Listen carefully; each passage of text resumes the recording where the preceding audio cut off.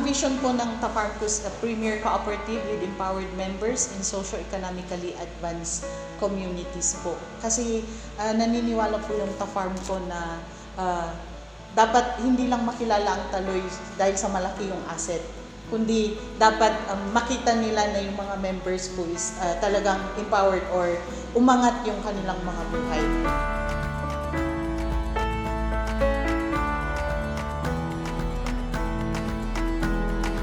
Siak ni Wilma de los Santos, ag member iti Tafarmco, ag gargardenak titoy greenhouse inted ti dar, ti kastak nga agmula nga ikat igabyon ko tapos karga akti niray to day kwa compost, and then may transfer dagitoy lettuce, paksoy, flowering, kan singkang, mustard. Ang naitulong po ng Tafarmco is parang naituro niya sa akin kung paano maggawa ng organic para yung mga dahon ng mga marapait gagawin namin dito, ilalagay namin dito para makuha ng mga pechay. Tinaitulong kanya iti kooperatiba nga kaslangay nga linmagan iti biyag ko, hanak unayin nga magulguluan ken dagiti kailangan iti anak ko nga ikat may ited kumat. Ako po si Denver Fernandez from Tuba Benguet po, and then member and employed po ako sa Taloy Farmers Multipurpose Cooperative for 13 years. Nandito po tayo sa GAP. So dito yung GAP means yung hindi tayo masyado gumagamit ng pesticide. So yung po yung practice natin. So aside from GAP farming, mayroon din po tayong organic farming. So siya po yung nandun sa greenhouse. So bali po dyan sa organic farming, talagang hindi po tayo gumagamit ng any pesticide or fungicide. So gamit lang natin dyan is compost na fertilizer. Meron po tayong composting area, so doon po tayo gumagawa. Then doon din natin kinukuha yung gamit dyan na pang fertilizer natin. Bago ako employed or member sa Taloy Farmers Multipurpose Cooperative, dati po akong farmer din. Kasi hindi naman ako nakapag-aral, hindi ako nakapagtapos ng college. Nung naging employed po ako, nagkaroon po ako ng trabaho na pang-suporta sa family ko. Dati, nakikitira lang kami sa magulang ko.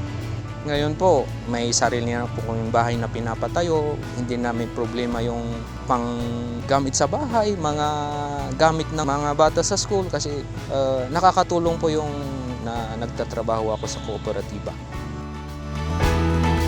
Siak ni Leonor Nancy, 3 years nga agtatrabaho dito ay Coop. 3 years matla ang naging membro dito ay sir. Mayat mat sir, at least ngayon ma-adamot ti pangalaan ti makan kasi sir. As a member ngayon staff matla ang dijay, at least hanta nga makurangan financial na pangangailangan. Dapat tayo na itulong na sir gamin dijay masapsapul iti balay matgay sir.